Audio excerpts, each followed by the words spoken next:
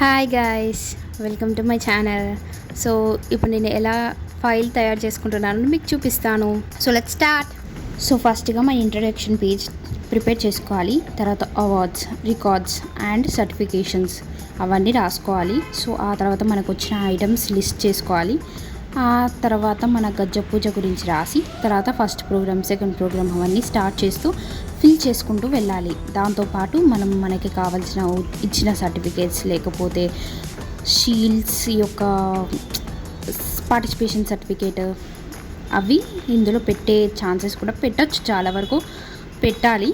And మిగతా వాటి కూడా నేను ఇలాగే పెట్టాను, కొన్నిటికి పెట్టలేదు. సో ఇలాగే కంటిన్యూ చేయాలి. ఈ ఫోటో అనేది నేను ల్యాప్టాప్ నుంచి ప్రింట్ తీసుకున్నాను. సో ఇదే ఫోటో అందులో పెట్టాను. సో నెక్స్ట్ ప్రోగ్రామ్ అవన్నీ ఇలాగే రాస్తూ వెళ్ళాను. సో ఇలా డెకరేట్ చేస్తూ నీట్గా. అండ్ ఇది రాజేశ్వరి మేడం గారు వచ్చారు, మాకు వర్క్షాప్ చేశారు అండ్ మా డ్యాన్స్ సర్టిఫికేట్ ఎగ్జామ్ యొక్క సర్టిఫికేట్స్ ఇచ్చారు. అండ్ మిగతా ప్రోగ్రామ్స్ కూడా చేసినవి రాశాను. తర్వాత ఇప్పుడు మళ్ళీ ప్రజెంట్గా చేసిన ప్రోగ్రామ్స్ అనేది రాయాలి. సో ఇది రాస్తూ ఉన్నాను. ఇవి ఇందాకే రాశాను, మీకు నేను వీడియో చేయకముందుకు ఇవి రాశాను. సో ఇవి ఇలా రాసి తర్వాత డెకరేట్ చేసుకున్నా పర్లేదు, లేకపోతే డెకరేట్ చేసుకొని రాసినా పర్లేదు. సో అన్నీ అరేంజ్ చేసుకొని రాయాలి. సో నేను జనరల్గా నా ప్రోగ్రామ్స్ అనేది నేను చేసినవి మర్చిపోకుండా ఉండడానికి ఒక బుక్లో రాసి పెట్టుకుంటాను.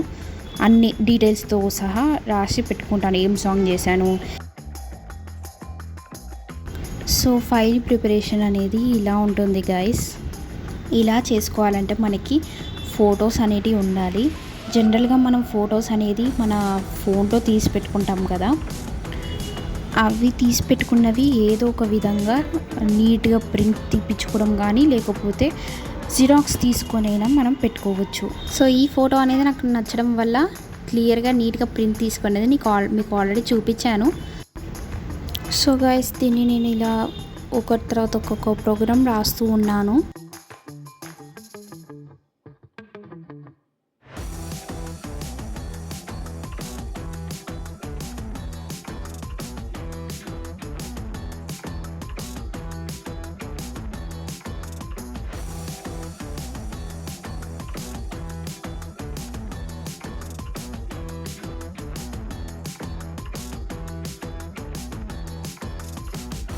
సో గైస్, ఇది నేను SRITW చేశాను.